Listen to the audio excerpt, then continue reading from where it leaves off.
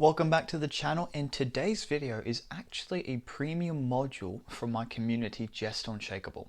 So feel free to enjoy this one, and if you want to see more just like it, take a look at that top link in the description. But enjoy the video. If you want this to actually work, I need a favor from you, my friend. For the next 24 hours, I want you to count how many times you say the word sorry. Not the times you did something actually wrong, like you tripped over someone's dog or something. I'm talking about the other sorries here. The ones that slip out before you've even thought about it. Sorry, can I ask a question? Sorry, I might be wrong, but... Sorry, do you have a sec? Sorry, I just wanted to say. All of those ones. If you're anything like most people, and especially students, that number is going to shock you. Because here's the problem. Every time you apologize for simply existing, for having a thought, for taking up space, you are teaching yourself, you are teaching the world that you don't deserve to be heard, that you don't think you deserve to be heard. And the world, it'll believe you. So in this module, we're breaking that habit for good. And here's why we do it. First up, we need to talk about why it happens to undo it.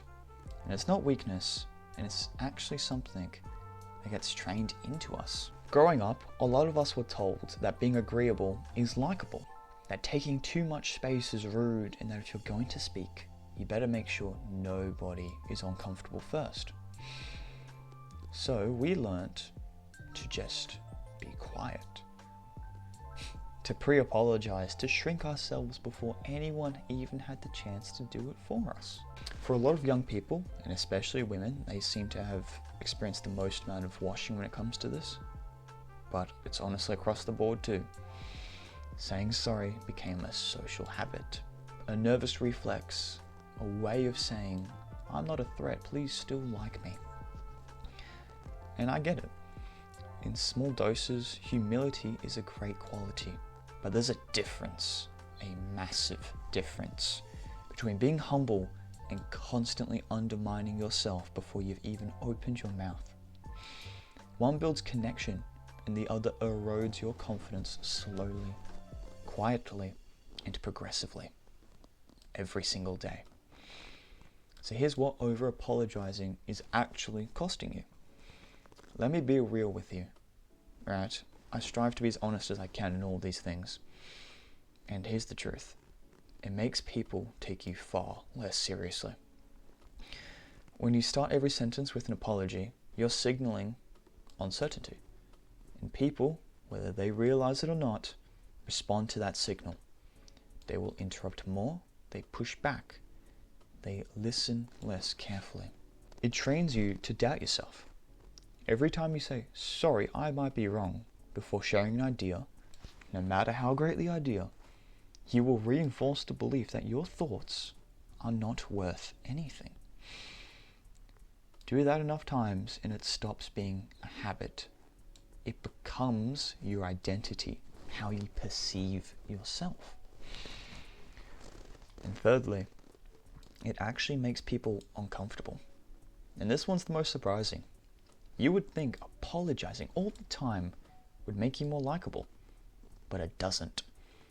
It puts people in an awkward middle ground, this no man's land, where suddenly they feel like they have to reassure you, or they feel guilty for just existing near you. Confidence is more than just comfortability. Confidence is actually more comfortable to be around than constant self-deprecation. Even arrogance. You would rather be next to an arrogant person than somebody who's constantly afraid of interrupting people, wouldn't you? So this isn't about sounding better, it's about protecting your own self-worth and your relationships. So here's the sorry swap system. And here's the fix. And we're going to call it this very thing. There are simple replacements you can start using immediately. The goal is not to become somebody who never apologizes. Real apologies matter, alright? If you genuinely hurt someone or made a mistake, own it, apologize, and move on. But for everything else, we can swap it out. The first swap is sorry to bother you. It assumes you are an inconvenience before you even say a word. Do you have a moment? Is a direct, respectful way to rephrase it, and it does not put you down. The second swap is sorry, I might be wrong, but with here is my take on it. You're not wrong before you've even spoken. So lead with your thought. Let it stand by itself, and if it's proven wrong later, that's fine. But you don't want to preface your thought by saying it's wrong. Otherwise, everyone's just going to instantly dismiss it. And for the third one, replace sorry for rambling with to summarize. Instead of just apologizing for merely talking, wrap it up cleanly. That's how leadership moves, and it's not a weakness. For the fourth one, replace sorry, can I ask a question with just asking the question.